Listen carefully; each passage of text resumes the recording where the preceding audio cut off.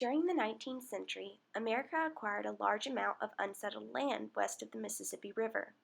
In order to tame the land, the government asked people to move out west, farm on the land, and build homesteads.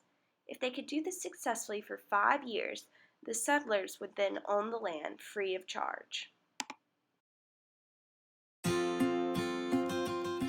Moving into untamed and unsettled territory is no easy task, and making a town from nothing is very hard work.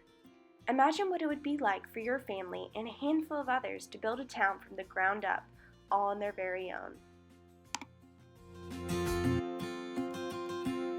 Laura Ingalls Wilder, a famous author, experienced just that during the 1880s. Her family claimed land in a town that is now known as DeSmet, South Dakota. But when they first started out, there was nothing but the open prairie. Fortunately for us, we don't have to wonder about what it would be like during that time, because she wrote a book about it after she grew up. It's called The Little Town on the Prairie.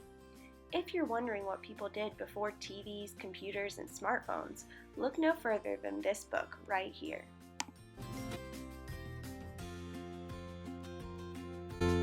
Growing up on a homestead or newly settled farm was hard work. Laura would start off her day by tending to the family cows and helping around the house. Later on, her father got her a job in town sewing buttonholes on shirts. And just so you know, she went to school as a little girl, just like you. She attended a small schoolhouse where all the students sat in one room and one teacher taught all of the grade levels.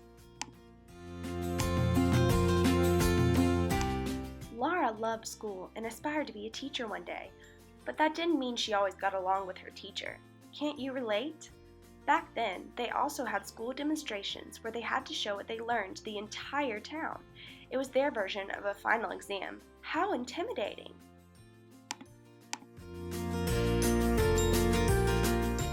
When it came to extracurricular activities in a blossoming town, she went to a birthday party,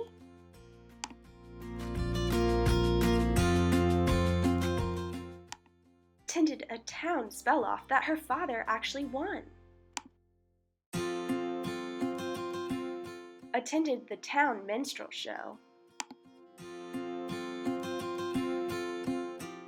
and a 4th of July celebration that included a picnic, horse racing, lemonade, and firecrackers.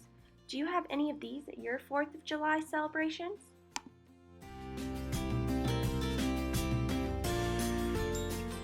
Laura's family had to work very hard to provide food, and nature seemed like it was always fighting against them.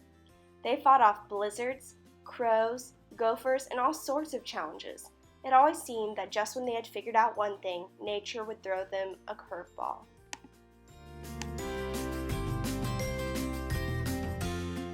By the end of the book, Laura might even be asked out on a date with a young man that is a bit older than her. Oh my!